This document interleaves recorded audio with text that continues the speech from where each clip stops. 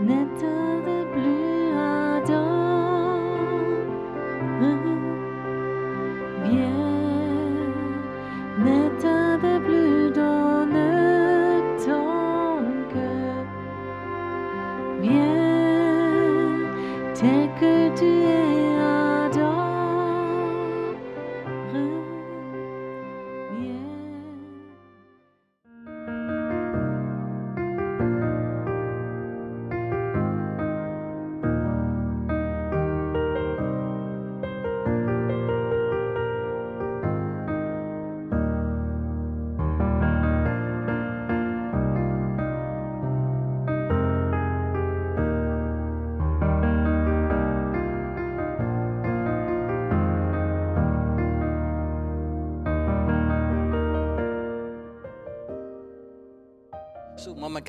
On fait un programme tout court. Ce soir, je vais raconter une histoire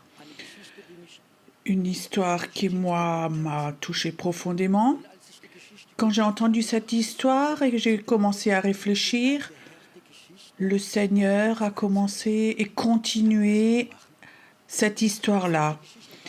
Il a continué l'histoire et ça a brisé mon cœur et ça aussi je voudrais vous le partager. La troisième partie, Dieu voudrait faire quelque chose avec cette histoire. Est-ce que c'est OK comme ça? Peut-être que certains d'entre vous, vous connaissez cette histoire. Il était une fois. Tu sais, quand j'entendais les histoires, avant que je les prêchais, je les racontais toujours à mes enfants. J'ai 4 enfants. Et quand les enfants disent « Papa, ça c'est une histoire vraiment bien », alors je peux la raconter aussi aux adultes. Il était une fois dans un pays. Il y avait un roi. C'était un bon roi. Il était heureux. Il était béni. Il était marié. Il avait un fils. Il était très aimé par son peuple. Et il avait un passe-temps. Et il avait beaucoup d'argent. Son passe-temps, c'était les chevaux. Et il a acheté les meilleurs et les plus beaux chevaux du pays. Il avait plusieurs écuries dans le pays. Et il avait les pur sang, les arabes, plusieurs sortes.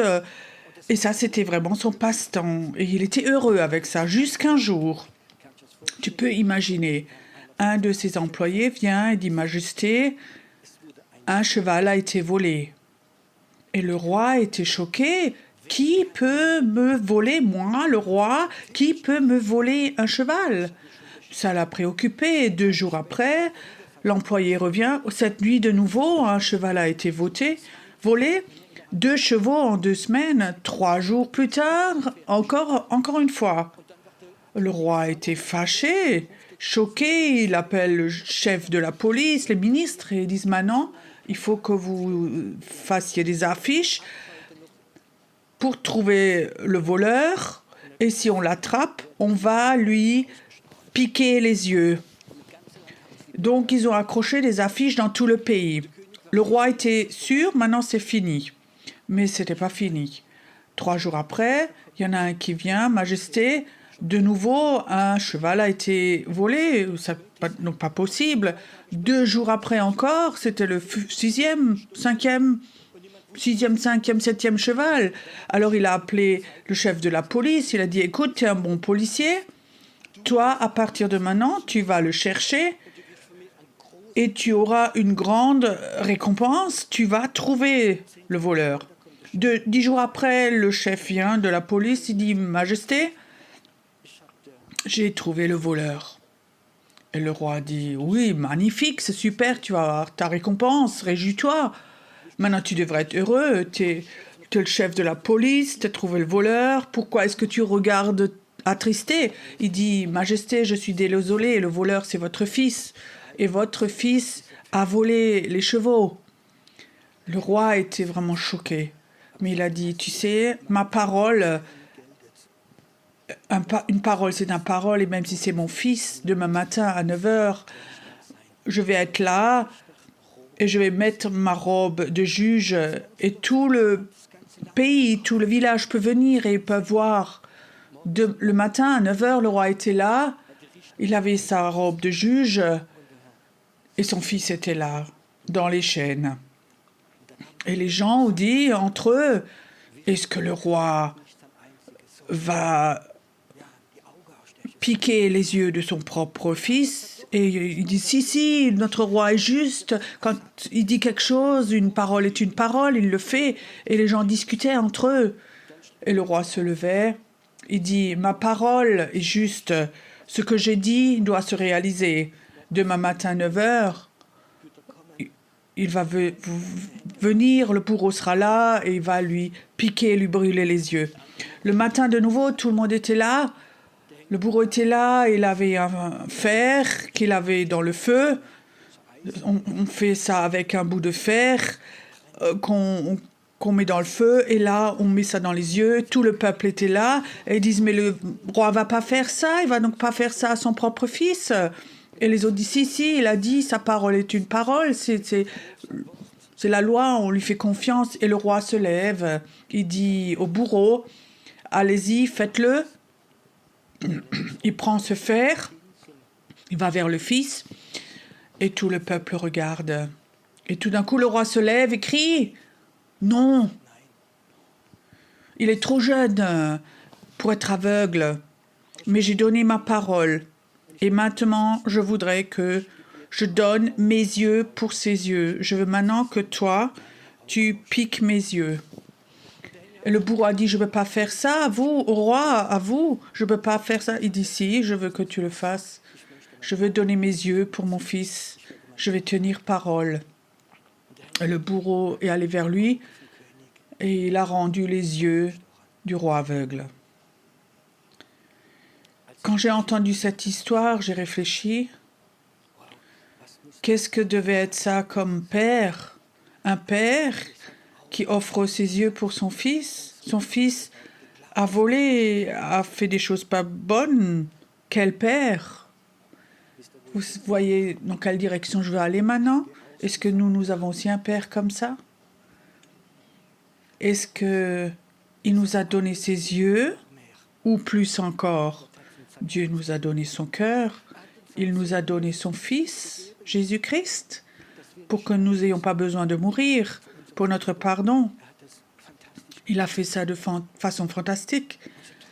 C'est une histoire fantastique qui m'a vraiment touchée. Et Dieu commençait à me parler. Et Dieu dit, je te raconte le reste que personne ne sait. Le roi habitait dans le château, avait un super grand appartement.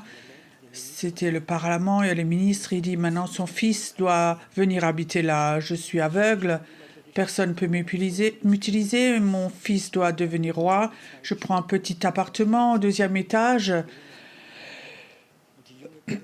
Et le jeune fils est rentré. Il a tout hérité. Il est devenu roi. Il était très connu. Il avait beaucoup de visites d'autres pays, des ministres, d'autres rois. Et il faisait de grandes fêtes. Papa était en haut, au 2e étage. Et il espérait tellement que le fils monte le visiter. Mais le fils ne venait jamais. Il n'avait pas le temps. Tu sais, il était tellement occupé en tant que roi. Tu as tellement de personnes importantes autour de toi, il faut parler.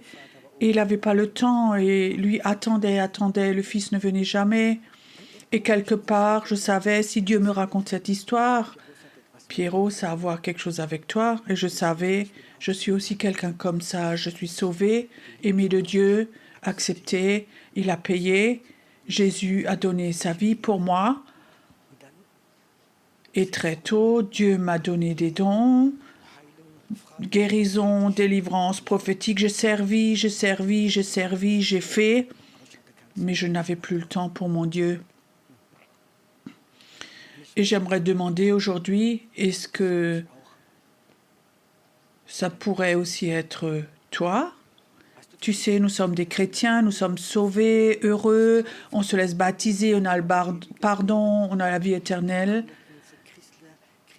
Et on arrive dans notre club chrétien, je dirais. Nous avons un ministère pour les enfants, la louange, on évangélise, on fait de la cure d'âme, groupe de prière, on est tellement occupé avec plein de choses. Et Dieu dit, j'ai donné ma vie pour toi. J'ai tout donné pour être en communion avec toi. Et tu n'as pas le temps. Et tu n'as pas le temps. Quand le Seigneur m'a raconté cette histoire, je savais qu'il me parlait à moi et ça m'a fait mal. Et je disais, Seigneur, mais j'ai donc fait tout ça pour toi. J'ai donc prêché, j'ai fait de la cure d'âme, j'ai évangélisé, j'ai tout fait pour toi. Tu sais ce qu'il m'a dit le Seigneur? Il a dit, Pierrot, tu sais ce que j'ai contre toi? Tu as utilisé le don de l'esprit et tu t'es rendu indépendant de moi. Et quand il m'a dit ça m'a tellement blessée. Mais profondément, mais il avait raison. Et j'ai dit, Seigneur, je pensais, tu me donnes le don, et je guéris les malades, j'évangélise, et je délivre, et je fais ceci, ça, cela, et on se voit au ciel. Et toi, tu dis bravo. Et je savais, la Bible dit, il ne reprend pas, ne regrette pas ses dons, mais il peut te chercher. Ça, Dieu peut le faire. Et j'ai l'impression que Dieu m'avait dit aujourd'hui, c'est la 3e partie. Nous vivons dans un temps où mes enfants sont tellement occupés. Il y a des programmes d'église tellement super. Il y a des églises, ils ont un programme du lundi au samedi soir. On est occupé. Il y a d'autres choses, tu sais, c'est normal. Il faut payer la maison, nous avons un crédit, nous avons un leasing pour la voiture, pour le frigo, pour les vacances. On est tellement occupés, nous avons des enfants. Ça suffit donc quand on se rencontre de nouveau au ciel et Dieu dit non, c'est autre chose. Je cherche des hommes et des femmes avec qui j'ai une relation de cœur à cœur. En route, dans ma voiture, j'aime me laisser conduire. Dieu m'a parlé, Pierrot, il y a un temps qui va venir où moi, j'aimerais de façon toute nouvelle envoyer un appel où j'appelle des hommes et des femmes, où je cherche, qui ne sont pas très doués, pas très saints, qui ne sont pas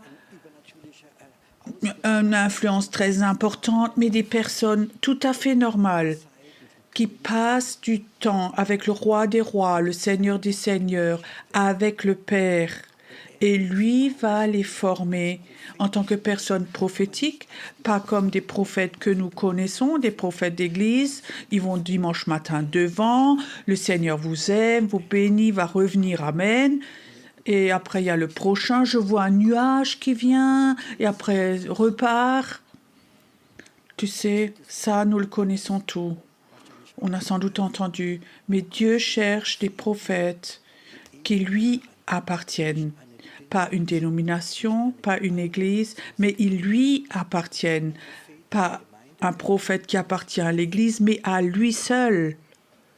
Il y a un certain temps, j'étais en Israël et le Saint-Esprit me parlait l'après-midi. Pierrot, cet après-midi, ce soir, tu vas aller en haut sur la terrasse au 18e étage, tu as un rendez-vous. Je disais OK. À 18h, je suis montée. Donc, de là en haut, on voyait le coucher de soleil et je me suis assise dans une chaise longue et j'ai attendu. J'étais tout seul là en haut et tout d'un coup, je sentais que derrière moi, il y avait quelque chose. Et quand il y a quelque chose comme ça, j'ai l'habitude, je dis, Saint-Esprit, c'est toi? Qu'est-ce que c'est? Et Saint-Esprit, est-ce que c'est un ange? Non. Saint-Esprit, est-ce que c'est Jésus? Non. Saint-Esprit, qu'est-ce que c'est? Il dit, c'est le Père, il veut te visiter. Et j'étais là, assis sur ma chaise, et je sentais derrière moi, il y avait une présence de Dieu très très forte, et le Père était là. Et il ne parlait qu'un mot. Tu sais ce qu'il m'a dit? Pierrot, ton esprit m'appartient. Pas mon âme, pas mon corps, pas mon intelligence, mes mains. Ton esprit m'appartient. Et je savais, il faut que je dise juste une chose. Vous savez ce que j'ai dit? Père, je te donne mon esprit. Tu peux faire de mon esprit ce que tu veux. Tu sais, notre esprit habite en nous, mais souvent il est lié à l'âme. Ton intelligence et plein de choses. nos blessures et d'autres choses. La Bible dit, la parole de Dieu sépare âme et esprit comme avec une épée. Et Dieu voudrait avoir notre esprit pour faire ce qui est prophétique, comme Élie ou d'autres. Et j'aimerais vous raconter, quand ton esprit appartient à Dieu et tu es en communion, Dieu va te former à aller à un niveau que nous n'arrivons pas à nous imaginer. Je te donne un exemple. Les derniers temps, je recevais des témoignages de personnes, ils viennent me voir, ils m'écrivaient. Au début, je trouvais ça très, très bizarre.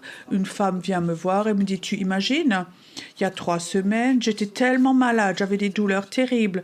La nuit, j'avais un rêve, tu étais devant mon lit, tu m'imposes les mains, et je me réveille, j'étais complètement guérie.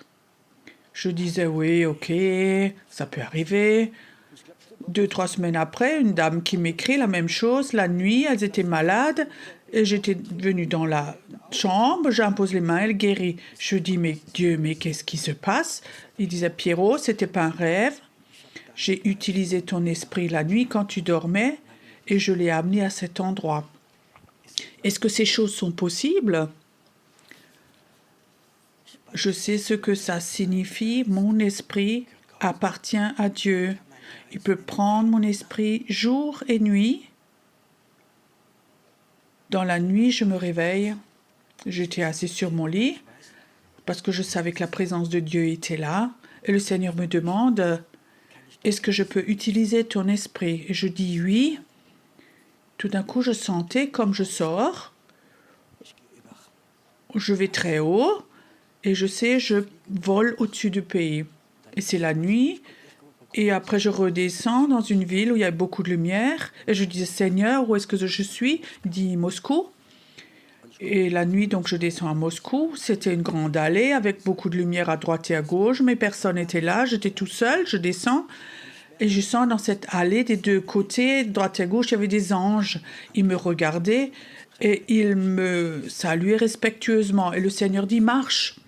Et je marchais dans cette allée et j'arrive à un croisement. Et à ce croisement, il y a un immense trou. Je regardais dans ce trou, il y avait du feu. Et je dis, Seigneur, c'est quoi ça? Il disait, c'est l'entrée de l'enfer. Et là, souvent, des personnes occultes viennent et ils cherchent leur puissance ici. Ils ont les contacts avec les démons. Et je dis, Seigneur, qu'est-ce que je dois faire? Il dit, cet ange-là, appelle-les et ils doivent fermer ce trou. Alors j'ai dit, et les anges sont venus, et ont fermé le trou. Cette entrée de l'enfer était fermée. Tout d'un coup, je remontais et j'étais dans ma chambre. Et je peux te dire, ça c'est des choses souvent qui se sont passées dans ma vie. Dieu peut prendre mon esprit, il lui appartient, il peut faire avec mon esprit ce qu'il veut.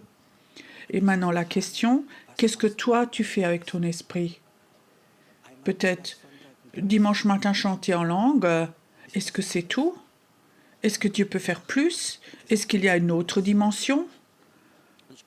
Je peux comme ça te raconter beaucoup de choses du surnaturel. Dans la nuit, je fais un rêve, je sors de mon corps et je vole au-dessus de pays et tout d'un coup je redescends et j'arrive dans un pays que je ne connais pas. C'était entre les montagnes, il y avait une plaine verte, c'était beau et je dis Seigneur, je suis où? Il dit au Pakistan. Et je disais, ça c'est le dernier pays où j'aimerais faire en vacances, où j'aimerais aller, c'est vraiment le dernier endroit. Et comme ça, doucement, je descends et je suis là debout et j'admire le pays tellement il est beau. Tout d'un coup, je vois, peut-être à 50 mètres de moi, 10-15 hommes avec une barbe. Ils ont fait un grand cercle comme s'ils priaient. Et je disais, oh, je suis en danger, si eux me voient, qu'est-ce que je dis? Je parle pas pakistanais, même pas anglais. Qu'est-ce que je dois faire? Et le Seigneur dit, va vers eux. Alors je marche vers eux. Ils étaient sympas. Ils me laissent rentrer dans le cercle. Et je suis au milieu d'eux.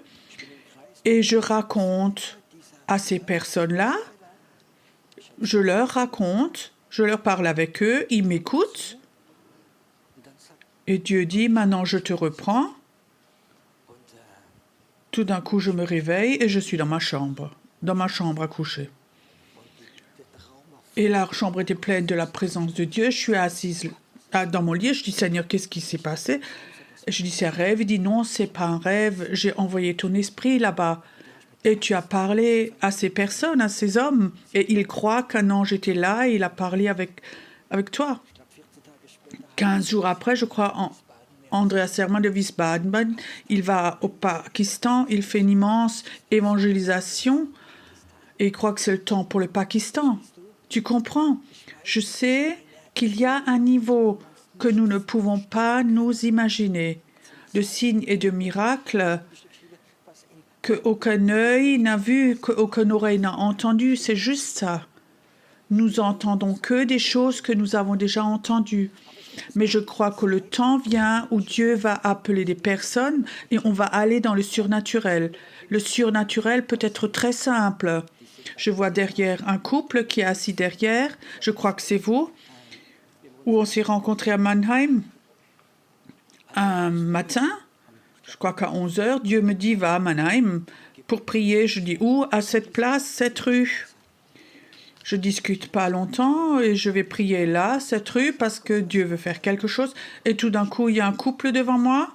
Ils sont assis là derrière. Ils m'ont reconnu. Pierrot, qu'est-ce que tu fais là? Mais sans doute la même chose que vous.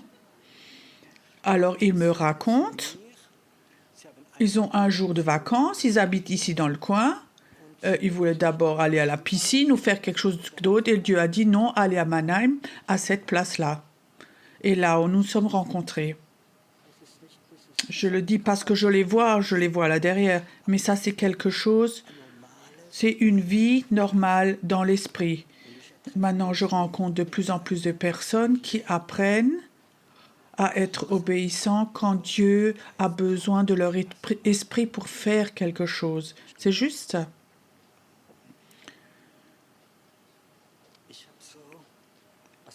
Ce que Dieu a mis sur mon cœur ce soir, j'aimerais former mes enfants. Je veux libérer mes enfants, pas une école biblique, pas des séminaires. C'est moi qui vais libérer mes enfants pour aller dans le ministère. Je ne sais pas si vous savez, mais l'occulte, les dernières années, c'est vraiment décuplé. Ça commence chez nos enfants, avec Harry Potter, par exemple. Pourquoi nos enfants sont tellement fascinés par ces choses-là, du surnaturel? Parce que on est dans le temps. Et souvent, nos églises ou nos assemblées ou d'autres, nous ne sommes pas allés avec le plan de Dieu. Mais souvent, nous sommes restés dans la tradition. Un temps va venir, Dieu m'a dit, d'hommes et de femmes que je vais appeler, que je vais former, où je suis en communion avec eux. Et cette communion sera plus importante que leur ministère. Et je vais les former à aller dans le surnaturel. Dans le surnaturel. Et je peux te dire, le plan de Dieu, le plan parfait, on va aller de plus en plus par aller dans le réveil et cherche des personnes qui sont prêtes à cela. Est-ce que ce soir tu es auditeur ou est-ce que ton esprit est ouvert et quelque chose en toi dit « ça pourrait être moi ». Ça pourrait être moi. Peut-être ton esprit le sait déjà. Mais ton âme dit, tu sais ce que dit ton âme? Mais pourquoi moi? Pourquoi moi? Je ne peux donc rien faire. Tu sais qui a dit ça aussi? Moïse. Moïse, je t'appelle. Tu vas libérer un peuple. Je peux rien faire. Je suis un meurtrier. J'ai tout gratté, je suis dans le désert, j'ai un mauvais caractère. Et Dieu dit, ça m'est égal, je te cherche. Et tu sais où Dieu la chercher? Dans le feu. Ce soir, j'aimerais que Dieu parle dans le feu. Je souhaite ce soir que le feu du Dieu vienne et que toi tu saches, Dieu te parle à toi. Et ton âme va crier, je peux pas, pourquoi moi? Laisse ton âme crier. Moi, je dis parfois même à mon âme, ferme-la. Tais-toi, on peut le dire. Je le dis à mon âme. Dieu appelle une génération de personnes qui font ce qu'aucune génération auparavant n'a fait, ce que nous n'avons jamais vécu, des signes et des miracles que nous ne pouvons pas nous imaginer. Je ne suis pas quelqu'un qui a beaucoup de rêves, mais je vous raconte encore un. J'avais une fois une conférence de jeunes à Heidelberg, et à la fin de la conférence, il y avait beaucoup de francophones qui étaient à la conférence. Un pasteur vient de France, de l'église officielle, de l'église protestante, et il vient pour chercher sa fille. Il me regarde, il dit « Pierrot, j'ai déjà entendu parler de toi. Est-ce que tu voudrais prêcher chez nous, à l'église protestante ?» Et je disais « Oui, je vais prier. » Je savais, moi, ouais, l'église protestante et moi. Et je prie. Je dis « Seigneur, je n'ai pas besoin d'aller. » Hein. Et le Seigneur dit « Si. » Et j'ai posé comme ça, tout ça de côté. Plusieurs jours après, j'ai un rêve. Et je vois 5 pasteurs protestants avec leurs robes noires. Elles sont autour de moi et disent « Apporte-nous la révélation, l'amour du Père. » J'avais ce rêve et je me réveille et ce pasteur rappelle, me téléphone encore une fois. Je dis « Je viens » et je suis allée là-bas. Il avait organisé tout ça. Et avant que le culte commence, il dit « Écoute, je n'ai pas organisé ça tout seul, mais j'ai invité 4 collègues pour qu'ils viennent avec leur église. » Et tout d'un coup, ces 4 pasteurs étaient là avec leurs robes. Et c'était ceux du rêve. Et je savais que c'était ce rêve-là. Et nous avons une semaine de réveil là-bas. Je vais juste raconter courtement. On était à l'église protestante et toute la salle, à la fin de la culte, était remplie de paillettes d'or. Le sol était rempli. On n'a jamais vécu ça. Les gens étaient pleins de paillettes d'or. Et nous avons vécu des miracles et des miracles. Toute une semaine, je peux vous raconter un. Dieu a vraiment de l'humour. Je traverse la salle et la gloire de Dieu est venue. Et tout d'un coup, ça sentait fortement un parfum de rose. Comme si un parfum de rose était vraiment rempli dans la salle. Et une femme était là. Elle avait emmené son mari. C'était un homme athée, un croyant, mais il est venu avec. Et sa femme sent la rose, lui aussi. Alors il rentre à la maison et cette femme dit « Tu crois maintenant en Dieu? Tu as senti cette odeur de rose ?» Il dit « Oui, j'ai ressenti, mais je suis donc pas bête. » Le monsieur fait, il a comme ça un spray et il parfume la pièce. Oui, les athées ont des idées parfois. Cette femme était vraiment déçue. Cet homme, c'était un responsable de banque. 4 jours après, il rentre à la maison, il dit « J'en peux plus. Il faut que tu pries pour moi. Je crois en Dieu. » Et elle dit « Pourquoi ?» Elle dit « Tu peux imaginer ? Depuis 4 jours maintenant, tous les jours, quand quelqu'un rentre dans la banque, quand un client rentre pour un entretien dans mon bureau, tout sent un parfum de rose. Et il me demande « Monsieur tel et tel, est-ce que vous avez un nouveau parfum de rose ?» Et alors il savait, c'était pas un monsieur fait avec un spray qui met du parfum, mais c'était Dieu. Et alors il s'est converti. Et nous avons vécu et vu beaucoup de choses comme ça. Je crois que nous rentrons dans un temps où Dieu va ébranler les personnes au travers de son action, pas au travers des pasteurs, au travers d'hommes et de femmes, tout simple, normal, que Dieu appelle et qui sont prêts, pas parce qu'ils ont un don, comme moi j'avais fait ou d'autres, pour travailler avec le don dans le ministère. Tu sais, c'est magnifique que tu aies un ministère, mais un ministère, c'est pas une communion avec Dieu. Et tu sais, et un ministère peut te détruire. Vous savez combien de pasteurs charismatiques, l'année dernière, ont fini en burn-out et ont arrêté. Ils ont arrêté leur ministère pour aller en thérapie Le ministère peut nous détruire, pas notre communion avec Dieu. Cette nouvelle vague qui vient, que Dieu appelle, ça va être des personnes qui vont être en communion avec Dieu le Père, et Dieu lui-même va former, enseigner son peuple. Dieu va le faire lui-même. Beaucoup sont appelés. Certains vont être tellement emballés par leur ministère.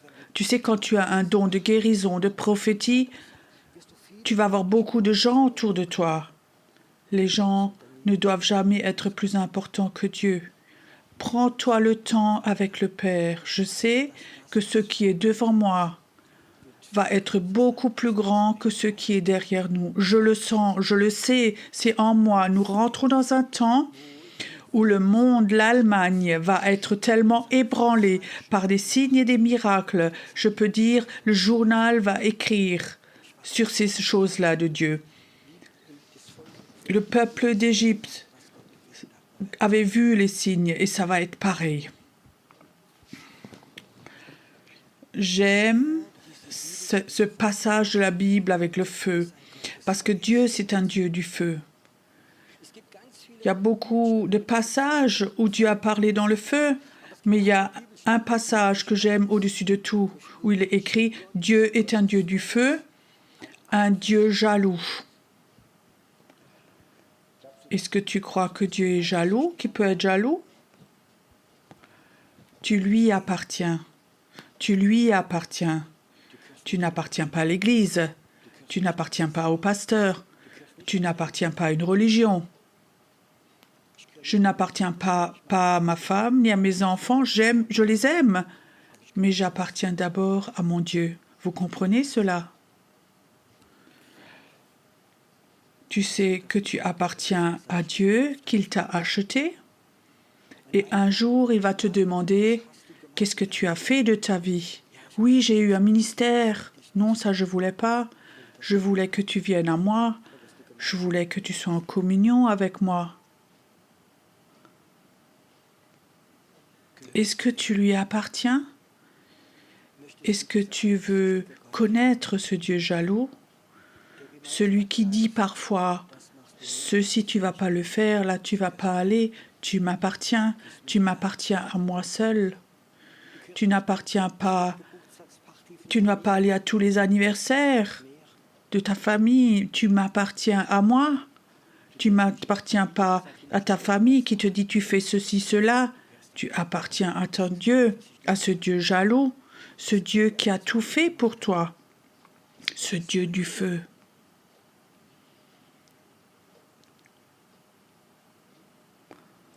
Dans la Bible, il est écrit, quand Dieu parle dans le feu, alors les gens ne vont pas l'oublier, les générations futures vont encore le savoir. Ce que j'ai prêché aujourd'hui, ce n'est pas pour tout le monde, mais c'est pour les personnes qui peuvent dire « Dieu est pour moi tout, et moi je suis pour lui tout. » Et je veux revenir vers ce Dieu jaloux, ce Dieu du feu. Celui qui dira souvent « Ton temps m'appartient, ta volonté m'appartient, tes pensées m'appartiennent, tes finances m'appartiennent, tes plans m'appartiennent. Viens, reviens à moi. » Et pense à ce roi qui était aveugle, qui habitait sur cette terrasse, où le Fils n'avait pas le temps pour lui, malgré qu'il lui a offert ses yeux, sa vie. Ce Dieu du feu est là maintenant, et il appelle maintenant. Il appelle des prophètes qui vont vivre les miracles, des prophètes qui vivent pour lui, pas pour les humains, pour lui. Et il va les utiliser. Ce temps qui va venir, et pour préparer le réveil, comme Élie qui a prié, et pendant 3 ans, plus de pluie n'est tombée sur sa parole à lui. Ce temps va de nouveau revenir, où ta parole, Dieu va faire des miracles. Écoute, si tu es là, et tu sens maintenant ce Dieu jaloux, ce Dieu du feu, celui qui ce soir te dit, tu m'appartiens, et tu peux dire oui, et tu sais que Dieu t'appelle à aller dans cet appel prophétique. Alors viens devant maintenant. Tu peux t'agenouiller devant. Ne viens pas pour être béni. Ne viens pas parce que les autres viennent, mais parce que tu sais que Dieu, qu'il veut t'avoir dans cette vague prophétique qui va venir. Viens devant maintenant. Ne viens. Je sens ce soir cette haine du diable, de la sorcellerie, qui ne veulent pas que ça se passe ce soir. Venez tous devant, faites de la place pour que tout le monde peut venir. Je vois comme la sorcellerie regarde maintenant et lance des malédictions et ne vont pas te toucher parce qu'il y a des anges qui sont là ce soir. Parce que c'est un moment saint maintenant. C'est un moment saint maintenant. Il y a des femmes qui sont là, qui ont des problèmes de bas-ventre, des saignements, parce que la sorcellerie t'a maudit. Et je brise au nom de Jésus ces malédictions. Tes saignements vont s'arrêter. Tes saignements vont s'arrêter. Et ce sacrifice qui a été fait pour toi est annulé, parce que le sacrifice de Dieu est plus grand et ça te libère maintenant. Maintenant. Sorcellerie, tu lâches maintenant, tu lâches maintenant. Il y a quelqu'un qui est là. Tu avais déjà des douleurs de dos terribles qui t'ont rendu dépressif et tu souhaitais même la mort. Je vois comme cette personne est là. Tu ne voulais plus vivre à cause de tes douleurs, mais Dieu dit, c'est le combat de l'enfer qui ne veut pas que le prophétique vienne. Et je dis au nom de Jésus, je brise au nom de Jésus, maintenant je brise cela et tes douleurs de dos vont s'arrêter et les dépressions vont s'arrêter au nom de Jésus. Ça va s'arrêter au nom de Jésus et les malédictions sont brisées maintenant. Maintenant je combats l'esprit du cancer qui a fait peur. Je dis au nom de Jésus, toute forme de cancer maintenant disparaît maintenant. Et tu vas aller dans le prophétique. Merci Seigneur. Qui vont prêcher prophétiquement, que des paroles vont venir. Après, ils réfléchissent à ce qu'ils ont dit, mais ils savaient, merci Seigneur, que son cœur va être une boîte aux lettres de Dieu. Ça va être une boîte aux lettres de Dieu. Merci Seigneur que tu es bon. Ça vient, il y a encore une vague qui vient maintenant. Une vague de libération, de délivrance. L'occulte est brisé au nom de Jésus. Il est brisé au nom de Jésus. Il est brisé au nom de Jésus. Satan, tu lâches, tu vas avoir un échec. Les personnes vont aller dans le prophétique. Tu vas appeler des prophètes maintenant, mais aussi des gens qui regardent derrière ton écran. Toi qui es chez toi, Dieu t'appelle. Dieu te parle à toi maintenant à la maison. Merci Seigneur que tu es un Dieu merveilleux. Ça part maintenant. Il y a quelqu'un qui est là. Tu as perdu ton odorat déjà un certain temps. Je ne sais pas, à cause d'un médicament, d'une opération. C'est qui la personne? Fais-moi signe. Tu as perdu le sens de l'odorat. Fais vite. Tu ne peux plus sentir certaines odeurs. Mets ta main dessus maintenant. Merci Seigneur que maintenant tu fais des miracles. Que tu restaures maintenant tout ce que l'ennemi a détruit. Dieu va le restaurer de nouveau et tu vas être un témoignage vivant. Merci Seigneur que ta gloire maintenant vienne sur elle, que des miracles se font, que maintenant qu'elle sait que son papa est un Dieu qui fait des miracles maintenant. Merci Seigneur que ce soir, des choses toutes nouvelles se font. Merci Seigneur que ce soir des personnes, la première fois dans leur vie, sentent Dieu de façon réelle et que les mauvais sorts, cette peur des mauvais sorts sont brisés. Ton Dieu ne t'a jamais abandonné. Je vois déjà en tant que petit enfant déjà où l'ennemi a dit celle-là je veux l'avoir. Et Dieu a dit non, elle m'appartient. Et il y avait un combat à cause de toi. Mais ce soir, Dieu veut élever ton esprit. Tu vas maudire la sorcellerie. Tu vas avoir une autorité.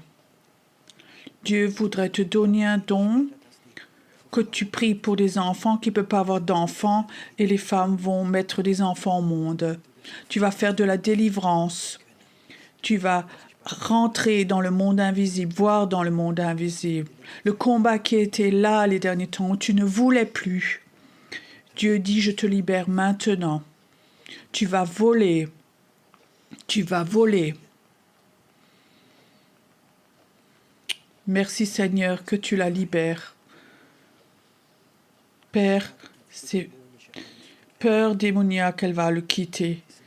Ces peurs des humains est brisée. Esprit de mort, tu vas lâcher. Il ne va pas mourir. Un jour, tu vas l'appeler quand le temps sera là. Merci. Il sait qu'il est appelé de Dieu. Il est appelé de Dieu. Nous avons un Dieu qui fait des miracles. Inspirez voir profondément. Il y a quelque chose qui descend du ciel maintenant. Il y a quelque chose qui descend du ciel. Reçois maintenant, reçois. Il y a maintenant comme une buée qui descend du ciel, une fraîcheur, une brise qui descend du ciel maintenant. Merci Seigneur. Merci Seigneur, que ici, qu'il y ait un endroit, que ce soit un endroit du réveil ici, Père de la cendre, tu vas faire naître la vie. Ça va être un endroit du réveil ici. Les gens vont venir de loin. Nous allons voir comme des gens vont venir d'autres nations et vont abandonner leur Dieu pour prendre ce Dieu-là. Nous allons le voir, tout ça. Nous allons aussi voir que quelqu'un du Pakistan va venir. Et tout de suite, il va rencontrer son Dieu ici, maintenant. Merci Seigneur, ou toi, tu n'as pas autorisé que la mort étende sa semence ici par la résignation, la critique et d'autres choses. Merci Seigneur, que c'est un endroit merveilleux ici. Et que ici, le Saint-Esprit se sent à l'aise, qu'il va se sentir à l'aise de plus en plus, de plus en plus, de plus en plus. Chantons encore un chant ensemble et qu'on recevait.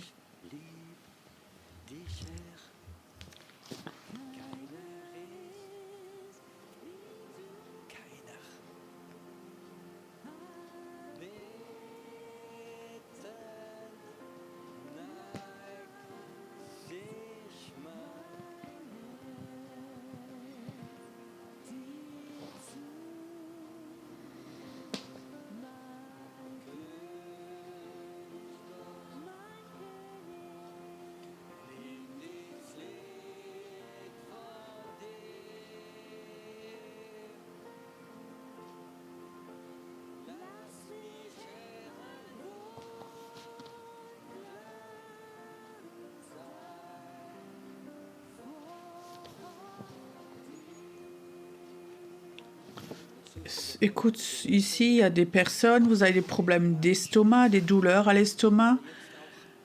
Je vais prier maintenant et il y a une vague de guérison qui va venir aussi dans la salle, aussi au travers de la caméra chez vous, à la maison. Il y a beaucoup de guérison qui va se passer. Les gens qui ne me connaissent pas, qui sont à la maison, qui vous regardez sur YouTube, la puissance de Dieu va venir et vous allez être guéris. Écoute, si tu es là ce soir et tu es malade, mets ta main dessus. C'est appartient à ces signes extraordinaires que Dieu veut faire. Il y a des gens qui vont rentrer dans la salle, ils rentrent chez eux. Peut-être que personne n'a prié pour eux, mais leur tumeur, tout ce qu'ils ont de cancer en eux, les dépressions, les quittent. Père, je prie ce soir qu'une vague de guérison vienne. Qu'une vague de guérison vienne ce soir, où la fatigue, la résignation a presque tué les personnes. Ce soir, je prie, je proclame l'esprit de vie sur eux. Merci Seigneur que maintenant que la faiblesse les quitte, la maladie les quitte. Maintenant, quelqu'un est là, tu es malade au niveau de tes os. Je ne sais pas si c'est une déminéralisation ou autre chose. Dieu voudrait toucher tes os maintenant. Dieu voudrait toucher tes os maintenant. Maintenant. Maintenant. Il vient, ça vient, ça vient. Merci Seigneur. Aussi un bilan sanguin, que tu le changes maintenant. Que ce soir qu'il y ait une rencontre avec Dieu dans cette salle, qu'on voit des signes et des miracles. Merci Seigneur, que ce que l'ennemi a essayé de détruire, que maintenant ce soit de nouveau mis en ordre. Esprit de maladie, au nom de Jésus, tu vas quitter l'esprit de maladie, esprit de faiblesse, tu quittes maintenant au nom de Jésus, esprit de résignation, tu quittes maintenant au nom de Jésus. Et maintenant, ici, c'est un lieu de guérison, c'est un Bethesda ici. Maintenant, reçois aussi quelqu'un qui a des problèmes respiratoires, qui a un souffle court, mets ta main dessus, je brise maintenant toute forme d'asthme maintenant te quitte, cette bronchite chronique te quitte maintenant et tes poumons s'ouvrent de nouveau, tu pourras de nouveau respirer, tu es un Dieu merveilleux. J'aimerais que le monde soit ébranlé par ta puissance de guérison, Seigneur. Ça doit que être un début. Père, je souhaite qu'il y ait des cultes de guérison ici, où à chaque fois plus de 100 personnes sortent et ils sont guéris. Parce qu'ils ont rencontré Dieu, un Dieu qui guérit. Il y a quelqu'un qui est là, tu sens comme si quelqu'un touchait tes pieds, comme un courant touchait tes pieds, comme un chatouillement dans tes pieds. Les derniers temps, tu avais tellement de douleur et Dieu dit, j'aimerais toucher tes pieds, mais aussi comme signe que tes pieds vont de nouveau aller et propager l'évangile. Seigneur, tu es un Dieu qui fait cela. Je sens chez quelqu'un, je ne sais pas comment ça s'appelle, quand on a des pieds plats, comme Dieu voudrait toucher tes os. Et j'ordonne maintenant à tes os, à tes pieds, qu'ils reviennent de nouveau dans la bonne forme. Maintenant. J'ordonne maintenant à ces os qu'ils soient de nouveau dans l'ordre divin. Maintenant, ça vient maintenant. Merci Seigneur pour ta gloire. Merci que tu es un Dieu bon, un Dieu si bon. Ayons encore un moment maintenant où nous adorons encore notre Dieu. Après, je redonne le micro au pasteur ici. Vous pouvez comprendre que je ne peux pas prier pour chacun. Je voudrais aussi repartir chez moi. Mais qui sait, peut-être que je reviendrai. Merci Seigneur pour ta gloire, qu'elle est là. Et que la puissance de guérison ne s'arrête pas. Tu es un Dieu bon. Adorons encore notre Dieu maintenant.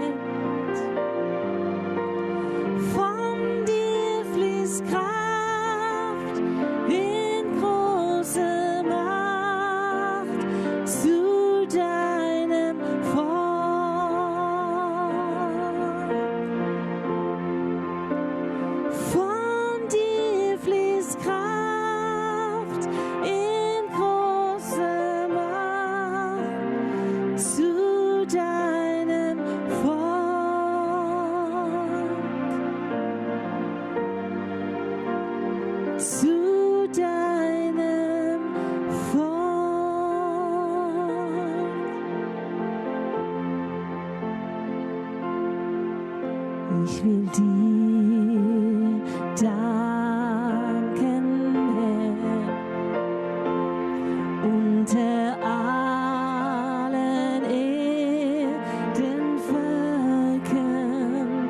Ich will dir Loblieder singen unter den Menschen.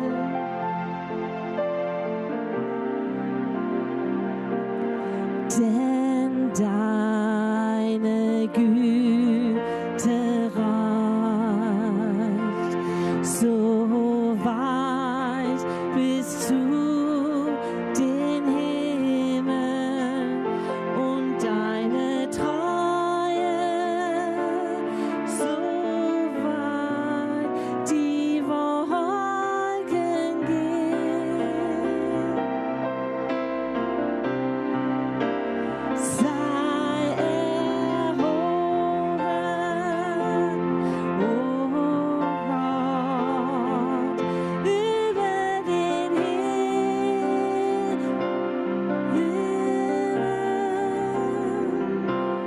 Deine Herrlichkeit sei über alle Welt.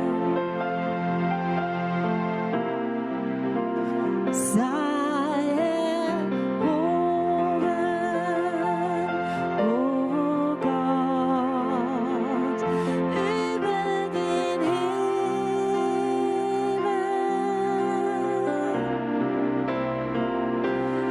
Deine Herrlichkeit, deine Herrlichkeit,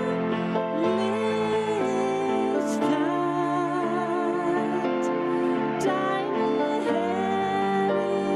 Herrlichkeit sei über aller Welt. Deine Herrlichkeit,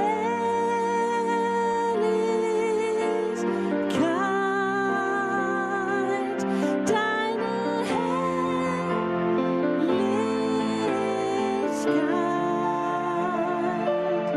deine